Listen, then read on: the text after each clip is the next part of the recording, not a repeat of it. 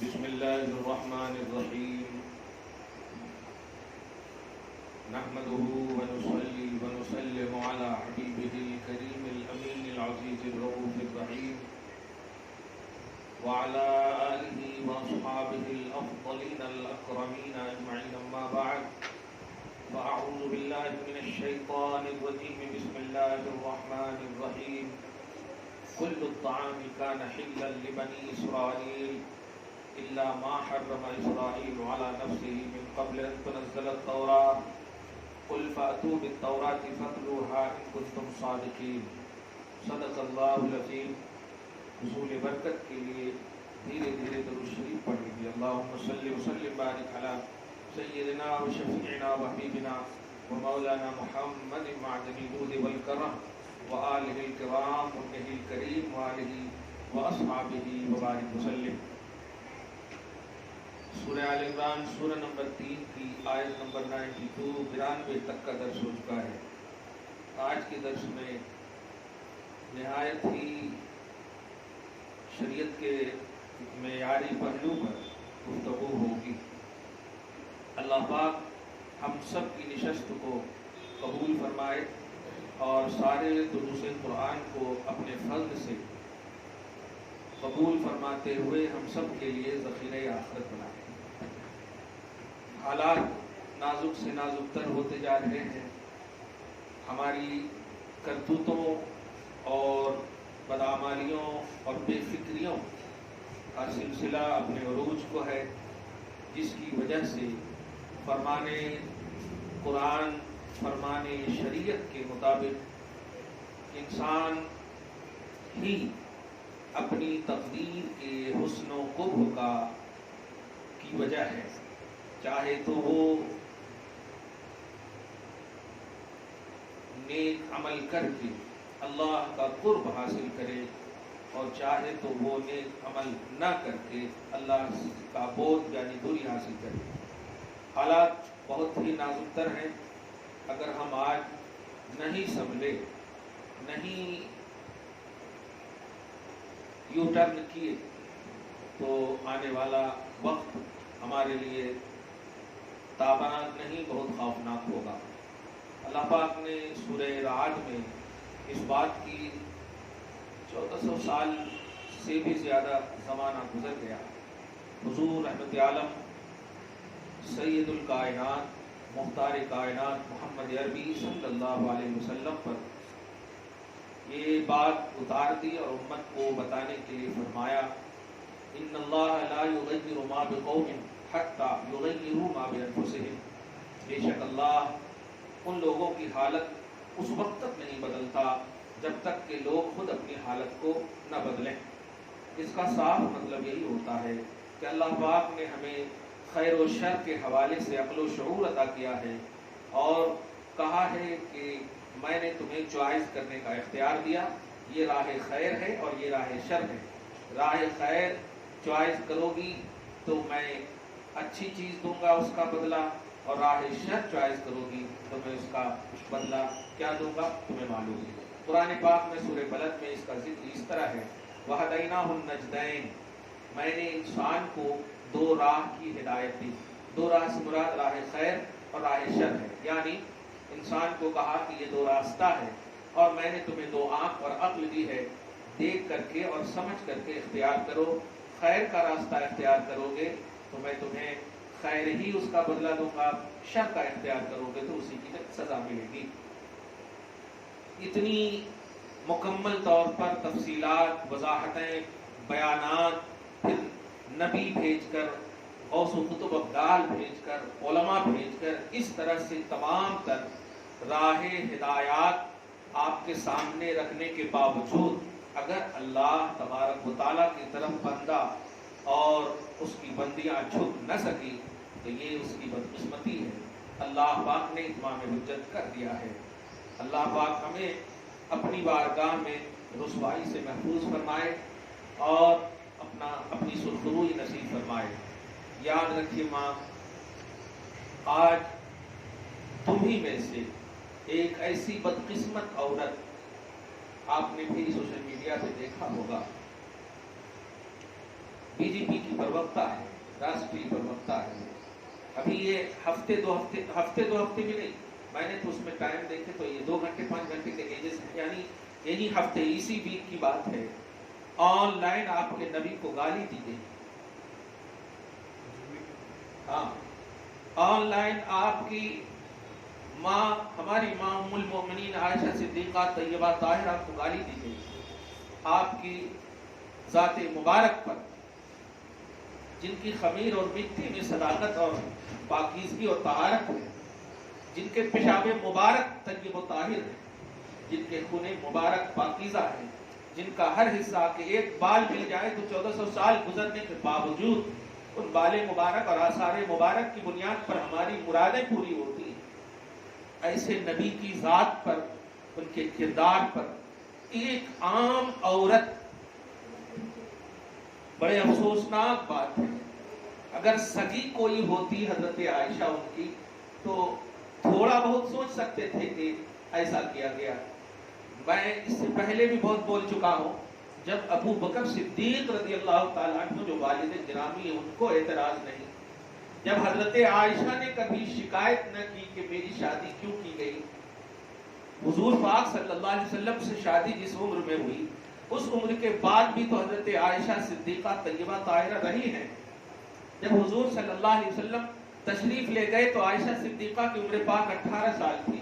अब तो वो बोल सकती थी ना कि अब मैं कैदोबंद से आज़ाद हो गई हूँ, अब मैं अब मोहम्मद का डिटेल और उसकी हकीकत बताती हूँ, मुझ पर जुल्म हुआ है, बोल सकती थी, लेकिन उन्होंने कहा नहीं। कोई परेशराज न होने के बावजूद कोई ऐसी रिवायत नहीं मिलती, बल्कि आज तक हजरत आयशा सिद्दीक़ा तय्यबा ताहिरा, जिनके वालिद गिरामी खलीफा बन चुके हैं, चाहते तो दुनिया के किसी बड़े से शादी कर सकते थे, लेकिन आयशा सिद्दीक़ा तय्यबा ताहिरा ने निकाह न की। ये बात बताती है कि आपको उम्मुल मोमिनीन होने पर एजाज और फख्र हासिल करती थी, शान हासिल करती थी कि मेरा शौहर मोहम्मद है। लेकिन आज की ये कमीनी, बदकिस्मत, बदकिरदार औरत नबी की उस शादी के मरहले को और पवित्र रिश्ते को ऐसे जुमले कही है कि मैं नहीं बोल सकता, मगर वो एक औरत है, इसलिए मैं आपको चाहा कि इसको बोल दूं कि एक तुम भी हो माँ जो आयशा सिद्दीक़ा को उम्मुल मोमिनीन का अक़ीदा रखती हो और अपने नबी को चाहती हो। औरत वो भी है, खुदा की बंदी वो भी है, खुदा की बंदी तुम भी हो। खुदा ने तुम्हें किस तरह से अपना खुश अक़ीदा नसीब फरमाया कि तुम आका को पाक जानती हो, उनको बिलीव करती हो और उनके रिश्ते जो हजरत आयशा से हैं उनको पाकीज़ा समझती हो। अपने ईमान और अपने अक़ीदे पर कायम रहना, ताकि अल्लाह ताला जब मैदान महशर में तुम्हें खड़ा करे तो तुम्हारी शान और तुम्हारी सरबलंदी पर वो नादान बदकिस्मत औरत फिर सोचे और रुसवाई को देखे और फिर कहे या लैतना, क्या हो गया कि मैंने इसे पाक रिश्ते पर। मैं एक ही जुमला इस सिलसिले में कहूंगा, क्या ईसाइयत दुनिया की सबसे बड़ी यूनिटी और कौम है, बहुत बड़ी कौम है। उस कौम का एक सबसे बड़ा लिखत अपनी किताब जब लिखता है तो उस किताब में अपने नबी ईसा को नहीं रखता अव्वल नंबर पर, लिखता नबी आजम मोहम्मद अरबी सल्लल्लाहु अलैहि वसल्लम को एक नंबर पे रखता है।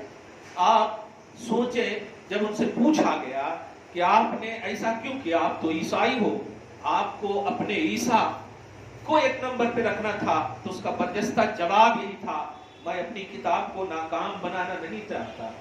मेरी किताब इनकम्प्लीट हो जाती अगर मैं ईसा को रखता, क्योंकि ये हकीकत के खिलाफ है। मोहम्मद अरबी के जैसा कोई भी नहीं,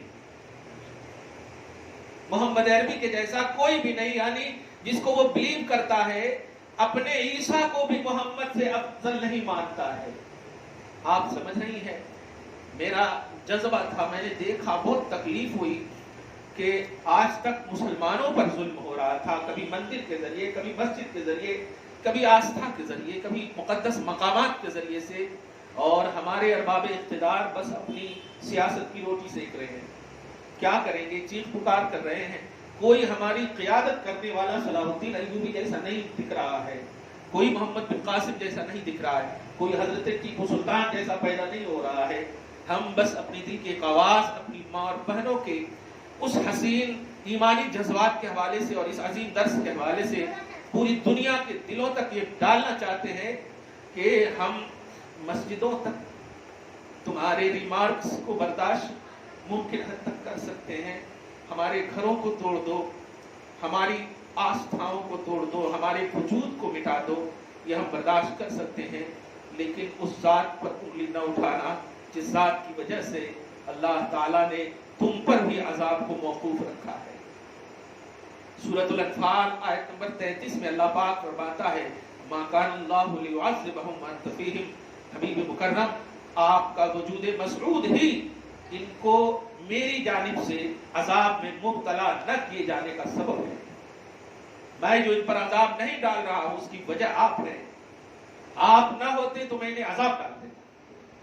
اور ایسا ہوا بھی کہ آپ پورے نبیوں کی ہسٹری اٹھا لیجئے، چاہے وہ حضرت صالح کا معاملہ ہو، حضرت ہود کا معاملہ ہو، حضرت لوط کا معاملہ ہو، تمام انبیاء کرام کی باتوں کو آپ دیکھیں، ایک ذرا سی، اب دیکھیں نا حضرت صالح کی اونٹنی کے حوالے سے آپ پڑھی ہوں گے قرآن پاک میں، قوم نے بات نہیں مانا، اونٹنی کو پتھر سے، پہاڑ سے اللہ پاک نے پیدا فرمایا تھا، قوم نے اس کے ساتھ بے ادبی کی، اللہ پاک نے ایک آواز پیدا کی اور اس آواز سے ان کے دل پھاڑ دیے اور فوراً امیڈیٹلی مار دیا۔ حضرت صالح کی قوم نے صالح علیہ السلام کی اونٹنی جو ان سے ریلیٹڈ چیز تھی، اب اونٹنی بتائیے کیا بیوی ہو سکتی ہے؟ آپ ذرا اس بات کو سمجھیے، اونٹنی کی توہین کی تو اللہ تعالیٰ نے ان کے دل پھاڑ دیے ان کی قوم کی۔ یہاں چہی تھی بیوی حضرت عائشہ کی توہین ہوئی ہے، لیکن اللہ پاک عذاب نہیں ڈال رہا ہے۔ کیوں نہیں ڈال رہا ہے؟ مجھے یقین ہے کہ آج بھی اللہ پاک اپنے حبیب پاک کے جمال پاکی کو دیکھ رہا ہے۔ میرے حبیب کیسے عذاب ڈالوں گا جب ڈائریکٹلی آپ کے پاؤں کو لہو لہان کیا گیا، مکہ سے آپ کو نکالا گیا، طائف میں نے فرشتوں کو بھیجا، پھر بھی آپ نے فرشتوں کو لوٹا دیا۔ آپ کی رحمت للعالمین مجھے روک رہی ہے کہ میں انہیں عذاب ڈالوں، مگر ہمیں ایک سیکھ ملتی ہے ماں کہ اگر یہ کافر قوم، یہ ظالم قوم، یہ گستاخ قوم، یہ سب مل کر، مرد عورت نوجوان بچے سب مل کر جو مسلمانوں کے مقدس مقامات کو، مسجدوں کو، مزارات کو اور آج تو خصوصاً سید الانبیاء کو اپنی تنقید کا، اپنے ٹارگٹ کا اور اپنا نشانہ بنائے ہوئے ہیں، یہ انہیں عذاب میں اللہ پاک آج کیوں مبتلا نہیں کر رہا ہے؟ یہ ہمیں سیکھ دے رہا ہے کہ ہم اپنے نبی کی پوزیشن کو سمجھیں، ہم اپنے اتباع و اطاعت کے اسٹرانگ ہونے کو سمجھیں کہ ہماری اطاعت اور اتباع کیسی ہونی چاہیے۔ اگر ہمارے پاس آئیڈیالوجی نہ ہوتی، قرآن پاک میں ہمارے پاس ذکر نہ ہوتا کہ اللہ پاک نبیوں سے ریلیٹڈ چیزوں کی توہین کرنے والوں کا انجام کیا کرتا ہے، تو ہم سوچ سکتے تھے کہ یہ ایزی چیز ہے۔ یہ ایزی چیز نہیں ہے۔ محمد عربی کی گستاخی اس لائق ہی نہیں سمجھتا ہے اللہ تعالیٰ کہ اسے دنیا میں عذاب ڈالوں۔ دنیا میں تو میں نے دیگر انبیاء کرام کی نسبتوں کی گستاخ کرنے والوں کو میں نے انجام تک پہنچایا ہے، یہ تو ہے ہی، لیکن یہ تو امام الانبیاء اور امام الانبیاء سے نسبت رکھنے والی چیزوں کی، چاہے مرد ہو یا عورت ہو، گستاخی کرنے والوں کا انجام بڑا ہونے والا ہے۔ ہمیں سیکھ ملنی چاہیے، ہمیں عبرت ہونی چاہیے۔ ہم سے جہاں تک ہو سکے تم اتنا تو کر سکتی ہو کہ ٹوٹے ہوئے دل سے مصطفیٰ کی بارگاہ میں لو لگاؤ۔ اور ایک بات بڑی محبت سے کہہ رہا ہوں، میں اس کو پریکٹیکلی طور پر بھی، ہم سب بچے ہیں، ہماری مائیں ہیں، تکلیف جب بھی ہمیں ہوتی ہے تو ہماری زبان سے ماں کا لفظ نکلتا ہے، ہماری زبان سے ماں کا لفظ نکلتا ہے تکلیف و پریشانی کے وقت ماں، اور سچ بھی یہی ہے کیونکہ ماں کا 3 درجہ باپ سے زیادہ رکھا گیا ہے۔ میں پوچھنا چاہتا ہوں کہ جب ہمیں پرسنلی تکلیف پہنچتی تو ماں کا تصور ہوتا ہے، لیکن اگر ماں کو تکلیف پہنچی اور بیٹا بیٹی موجود ہو تو کیا ہماری غیرت ایمانی یہ کہتی ہے کہ ہمیں تکلیف نہ پہنچے؟ بتاؤ حضرت عائشہ صدیقہ طیبہ طاہرہ کو کتنی تکلیف پہنچی ہوگی، اللہ پاک کس طرح غضب فرما رہا ہوگا۔ آپ اس بات کو سمجھ رہی ہیں کہ عائشہ صدیقہ پر انگلی اٹھایا، 6 سال کی عمر میں محمد نے ان سے شادی کر کے زیادتی کی، لیکن عائشہ کو کتنی تکلیف ہو رہی ہوگی آپ سمجھ رہی ہو. ایک موقع ہے، غزوہ مستلق، بنی مستلق ہے، سن 5 ہجری کی بات ہے. حضور پاک صلی اللہ علیہ وسلم ہے، حضرت عائشہ صدیقہ طیبہ طاہرہ بھی اس غزوہ میں تشریف فرما ہے. یعنی وہ پانی پلانے، زخم کو مرہم کرنے کا کام ذمہ داری تھی. اور قرآن میں انہی کا نام نکلا تھا. حضور لے کر گئے تھے. جب غزوہ بنی مستلق سے آپ لوٹ رہے تھے تو وہ کام جو وہ اٹھانے کا کام ہوتا ہے نا، وہ اس کا پالن، ڈولی میں بٹھا کر کے لانے اور لے جانے کی بات تھی. آج کل تو کار وغیرہ کا مسئلہ ہے نا. اس وقت تو حضرت عائشہ صدیقہ طیبہ طاہرہ ڈیوٹی میں سے یہ تھا. ایک پہلو ذرا دھیان دیجیے گا، میں قرآن پاک کی سورہ نور کی آیت نمبر 11 سے تقریباً آیت نمبر 18 تک، یعنی بلکہ 30 تک کی بات کر رہا ہوں. کل 18 آیتوں کی بات کر رہا ہوں میں. حضرت عائشہ صدیقہ طیبہ طاہرہ ہے، حضور پاک صلی اللہ علیہ وسلم لوٹ رہے ہیں. اور لوٹنے کے بعد ہوتا ایسا تھا کہ لوٹنے کے بعد سارے لوٹ جاتے تھے، لیکن ایک صحابی کو یہ حکم ہوتا تھا کہ تم جب سب لوٹ جائیں تو ہر ایک کے خیمے میں جا کر دیکھ لینا کہ کوئی چیز چھوٹی تو نہیں ہے، اور جو چیز چھوٹ جائے وہ لے کر کے تم آ جانا. سب کو لوٹنے کے بعد ایک کو یہ ڈیوٹی. تو اس وقت حضرت صفوان ابن معطل کی ڈیوٹی تھی. ایک صحابی ہیں صفوان ابن معطل، ان کی ڈیوٹی تھی. حضور پاک صلی اللہ علیہ وسلم نے ان کو مامور کیا تھا. اور اس وقت تک آیت حجاب نازل نہیں ہوئی تھی، پردے کی آیت. اور اگر دھیان دیں آپ، حضور پاک صلی اللہ علیہ وسلم نے ان کو کہہ دیا تھا. چنانچہ ایسا ہی ہوا. سب لوٹ گئے. حضرت صفوان ابن معطل تلاشنے لگے، ہر ایک کو تلاشتے دیکھتے کیا ہے کہ چونکہ حضرت عائشہ صدیقہ طیبہ طاہرہ کو لوٹنے سے پہلے ضرورت پیش آئی تھی تو وہ ضرورت رفع حاجت کے لیے تشریف لے گئی تھی. اور اتنے میں وہ وفد تھا حضور کا، جو صحابہ تھے سب لوٹ گئے تھے، چلے گئے تھے. چنانچہ جب وہ رفع حاجت کر کے تشریف لائی تو صفوان ابن معطل اپنا کام کر رہے تھے. وہ دیکھا کہ چلا گیا ہے، کوچ کر گئے ہیں. اللہ، اب وہ ایک جگہ سو گئی، مطلب افسوس کرتے ہوئے سو گئی کہ اب تو کچھ نہیں، اب کیا ہوگا، کیسے ہوگا.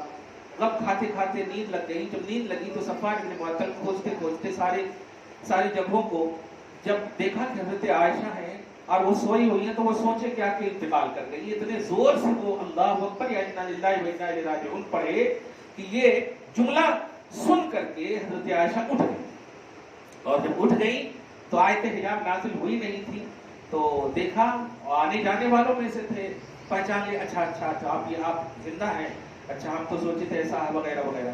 چنانچہ وہ گھوڑا جس پر وہ آئے تھے اور چلنے والے تھے، حضرت عائشہ کو اپنے گھوڑے کے پیچھے بٹھا لیتے ہیں اور چل دیتے ہیں. یہ بات رئیس المنافقین، گستاخ رسول، بڑا گستاخ عبداللہ ابن ابی کو معلوم. جب یہ بات ہو گئی، دیکھیے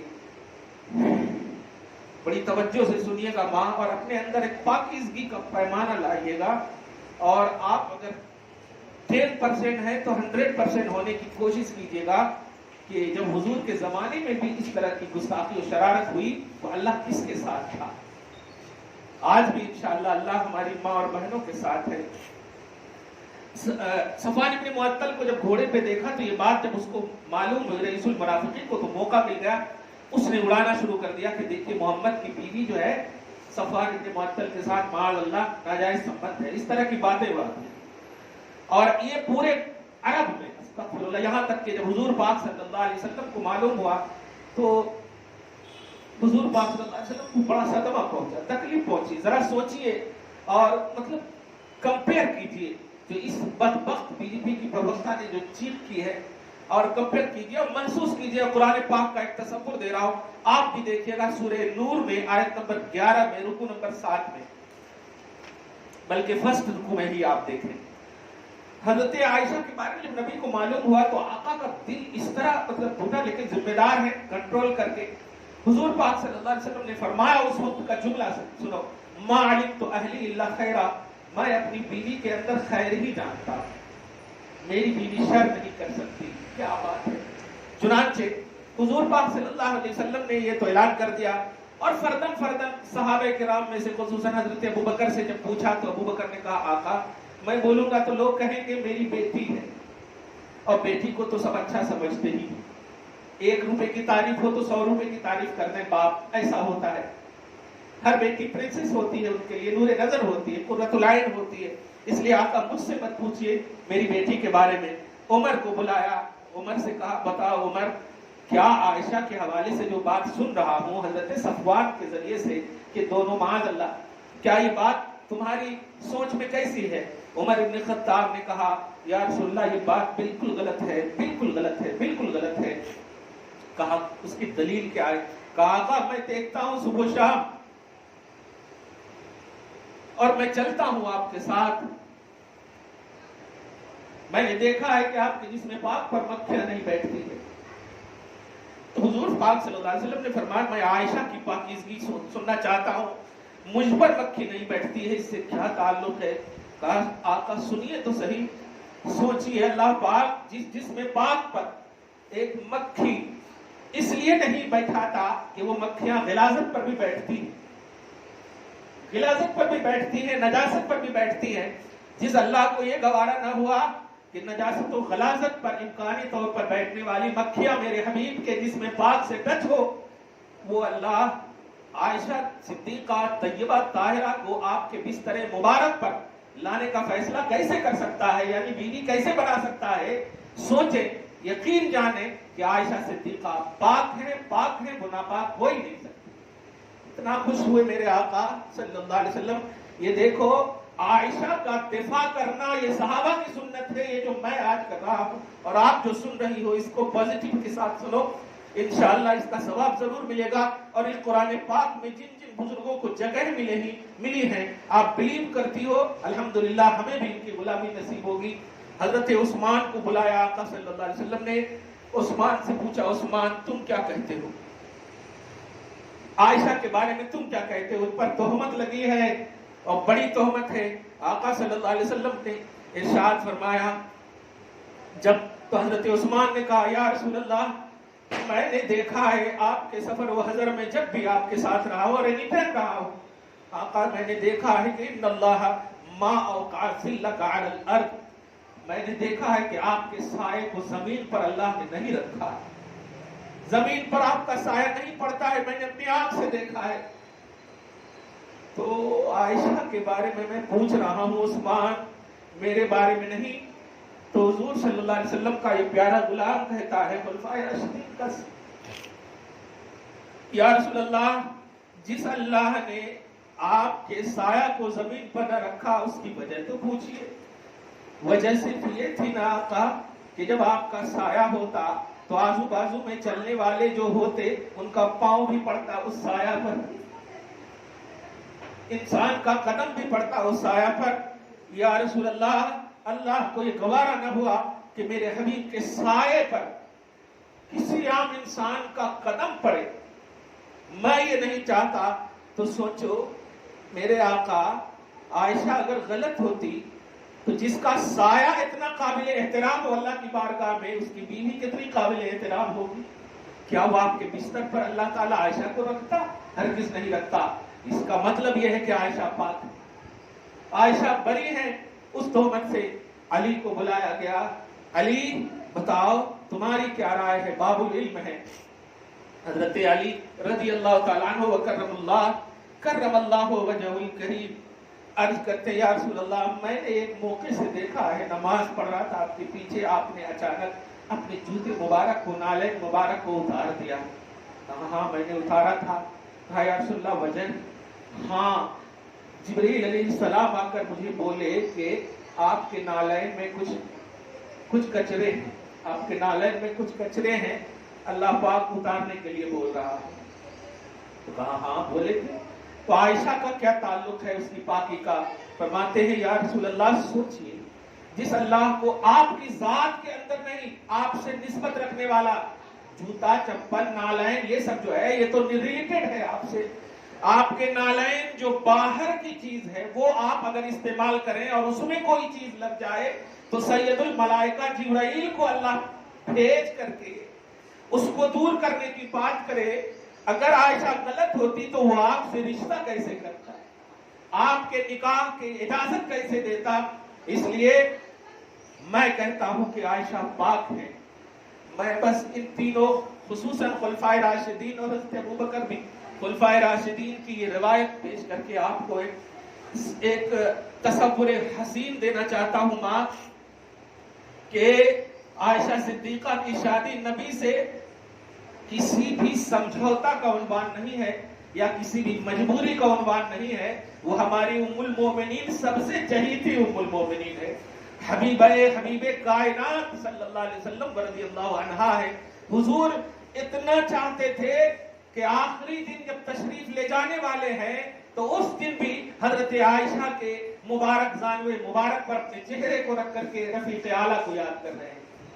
آج جس کمرے میں حضور پاک صلی اللہ علیہ وسلم کا جو روضہ ہے وہ روضہ بھی حجرہ عائشہ کہلاتا ہے۔ اس عائشہ پر اس بدبخت عورت نے انگلی اٹھائی ہے، اپنا انجام تو یہ دیکھے گی، لیکن ہمیں کیا چاہیے؟ ہمیں دفاع صحابہ، دفاع نبوت، دفاع ام المومنین کے لیے ہم کیا کر رہے ہیں؟ بتائیے تو ہم کیا کر رہے ہیں؟ آپ کیا کر رہی ہو؟ درس پا کر چلی جاؤ گی، کھانے میں مگن ہو جاؤ گی، کیا کبھی تمہارے دھڑکتے ہوئے دل عائشہ کے لیے نہیں اٹھیں گے؟ تم جس ماں کو چاہتی ہو اس ماں کی بیماری کے لیے ممکن حد تک جو بھی تم سے بنتا ہے اٹھ جاتی ہو، قرضے کیوں نہ لینے پڑے لیکن اس کا علاج کرتی ہو۔ یہ ماں تمہاری دنیا یا آخرت کے لیے ممکن ہے کہ ایک شفیعہ بنے، لیکن عائشہ صدیقہ وہ ام المومنین ہے کہ اگر ان کے شوہر مبارک نبی الانبیاء ہیں، امام الانبیاء ہیں، شفیع المذنبین ہیں، تو ہماری عورتوں کے لیے یقین جانو، ہم یقین کرتے ہیں کہ وہ شفیعہ ہیں، گناہگار عورتوں کے لیے شفیعہ ہیں، اور کیسے نہیں ہو سکتی ہے۔ اس لیے ان کے دفاع کے لیے، ان کے ڈیفنس کے لیے کیا کر رہی ہو؟ یہ صحابہ کی سنت کو، صحابیہ کی سنت کو اپناؤ۔ قرآن پاک سورہ نور کی آیت نمبر 11 سے لے کر اللہ پاک جو ہے آیت نمبر تقریباً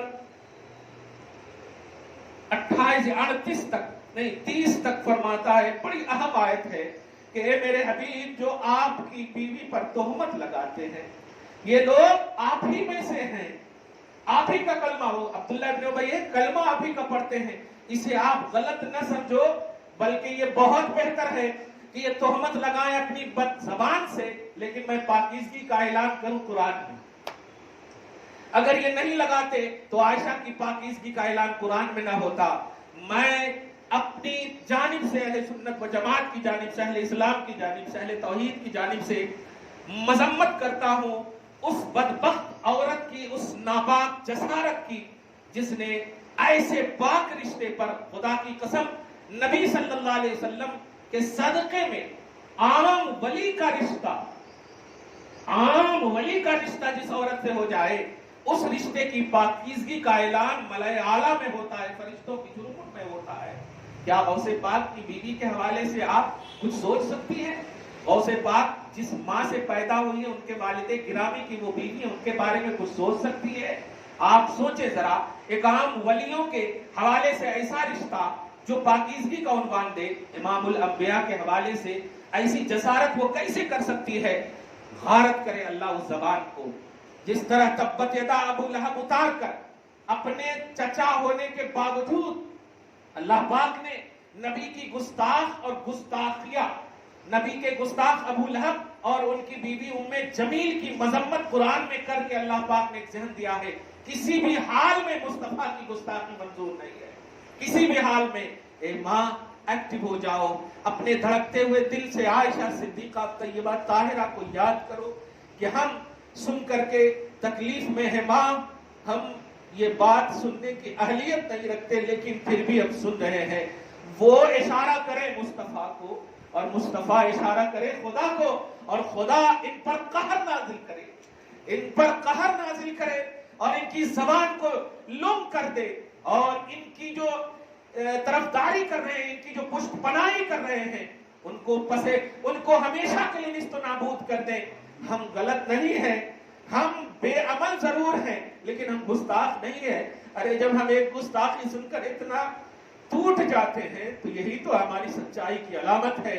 ہم کوئی دکھاوا یا بناوٹی دل نہیں رکھتے ہیں. ہمارا دل یقیناً ٹوٹا ہے. حضرت عائشہ پر تہمت لگانے والے برباد ہوں گے. ہم دیکھیں گے, ہماری نسلیں دیکھیں گی.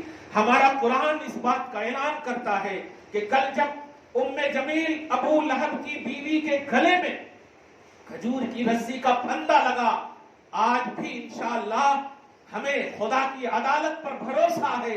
اس عدالت سے فیصلہ ہوگا اور انہیں سزا ملے گی, عبرتناک سزا ملے گی. اور ہم نے دیکھے بھی ہے رسول پاک صلی اللہ علیہ وسلم کے گستاخ کو یہ سزا ملتے ہوئے. ابھی اسی پیریڈ یعنی 4 سال 5 سال پہلے کی بات ہے, رنگیلے رسول کے عنوان سے ایک فلم نکالنے کی بات کی تھی.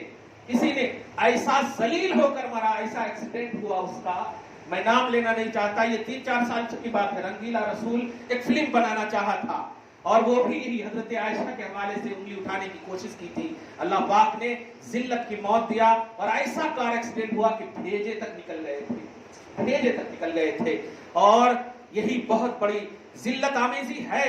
انشاءاللہ ہماری آنکھیں دیکھیں گی لیکن ماں, ہم اپنے دھڑکتے ہوئے دل کو ضرور ایکٹیو کرنا ہوگا. عائشہ صدیقہ کی بارگاہ میں آپ لو لگا کر بولو, ماں کیا کریں ہم, بتاؤ کیا کریں ہم, کیسے کریں ہم, کس طرح کریں ہم. تیری عظمت کا اعلان قرآن پاک میں ہے. پارہ نمبر 22 میں اس بات کا اعلان اللہ پاک کرتا, لا ان تنکحوا ازواجہ من بعدہ ابدا. اے امت کے بیٹو, یہ عائشہ صدیقہ ہے, 18 سال کی عمر ہے, عرب کی سرزمین ہے, اور عرب میں تو ابھی یہ عمر نوخیز عمر کہلاتی ہے. عرب میں تو 40 سال تک شادی کرنے کا رواج ہے. لیکن سنو, یہ میری بیوی سے نسبت رکھ چکی ہے زوجیت کی, اب ان سے نکاح کرنے کی کوشش بھی نہ کرنا. یہ اللہ پاک نے سورہ احزاب پارہ نمبر 22 میں اس بات کی صراحت کر دی ہے کہ وَلَا أَن تَنكِحُوا أَزْوَاجَهُ مِن بَعْدِهِ أَبَدًا. کیا بات ہے کہ سنو, میرا یہ اعلان ہے کہ نبی صلی اللہ علیہ وسلم کی کسی بھی بیوی سے امت میں سے کوئی بھی فرد نکاح نہیں کر سکتا.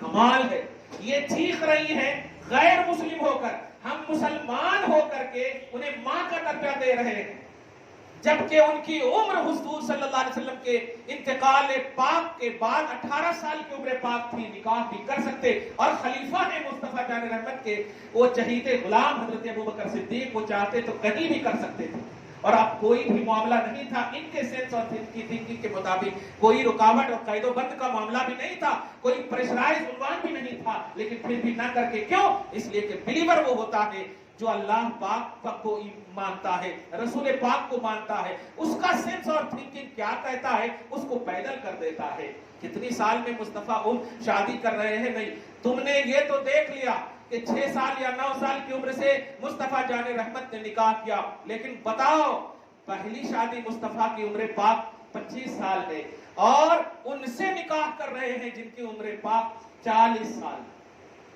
اور وہ بھی کنواری نہیں ہے, 2 آلریڈی ہو چکی ہیں, ایک سے مطلقہ ہے. حضرت خدیجہ الکبریٰ ہے امت کا کوئی ایسا جوان جو آج کنواری 40 سال کی کسی لڑکی سے اپنی 25 سال کی جوانی منسوب کرے؟ نہیں. تو تم نے اس کو نہیں دیکھا, اس کو دیکھ لیا.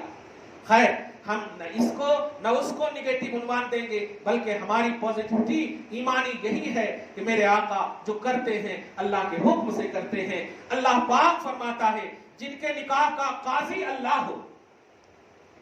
پارہ نمبر 22 میں سیکنڈ پیج میں آپ دیکھیں, اللہ پاک فرماتا ہے حضرت زینب کے حوالے سے, میرے حبیب میں نے زینب کا نکاح آپ سے کر دیا ہے, اب آپ نکاح نہ کریں, میں نکاح کر چکا ہوں.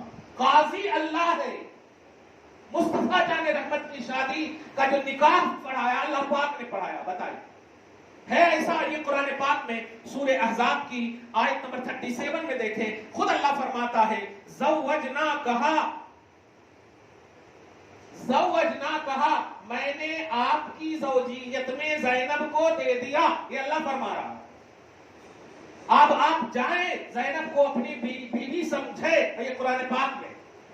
اگر یہ بات دیکھے گا یہ نکاح وغیرہ کا معاملہ اگر ان کو سمجھ میں آتا تو اس پر بھی یہ لوگ واویلا مچا دے رہے ہیں، بغیر نکاح کے رکھ لیے، جس کا قاضی اللہ ہو۔ کہنا یہی ہے ماں کہ اللہ پاک محافظ ہے نبی کا، نبوت کا، رسالت کا، اللہ پاک ہی ہے محافظ، اور جس ذات کا ڈائریکٹلی اللہ محافظ ہو وہ ذات غلط نہیں کر سکتی۔ تو نبی پاک صلی اللہ علیہ وسلم آل ان آل ذاتی صفاتی طور پر صحیح پاکیزہ طیب و طاہر ہے، آپ کے رشتہ عائشہ بھی پاکیزہ طیب و طاہر ہے۔ تباہ ہو جائیں وہ زبان، ہلاک ہو جائیں وہ فکریں جس نے اس رشتے پر انگلیاں اٹھائی ہے۔ مجھے امید ہے کہ ہم سب جو ہو سکتا ہے وہ آپ نے کیا، اور جو سنا آپ نے اس کو پازیٹیوٹی کے ساتھ امید ہے کہ آپ لیں گی اور اس کو یاد کریں گی۔ اللہ پاک آپ کو ہم سب کو نبی صلی اللہ علیہ وسلم کا وفادار بنائے، تمام امہات المؤمنین کے صدق و طفیل میں ہماری ماں اور بہنوں اور بیٹیوں کو عزت و آبرو کی زندگی نصیب فرمائے، اور جو قرآن اور حدیث کے حوالے سے جو اللہ پاک نے ہمیں درس دیا ہے اس پر عمل کی توفیق نصیب فرمائے، اور ان تمام بدبختوں اور بدبختوں کی زبانوں سے کہی ہوئی باتوں سے ہمیں محفوظ فرمائے، اشرار کی شرارتوں اور باغی کی بغاوتوں سے ہمیں محفوظ فرمائے۔ بھارت کے تمام مسلمان ماں بہنیں بیٹیاں کی عزت و آبرو کی حفاظت فرمائے۔ والسلام علی من اتبع الہدی۔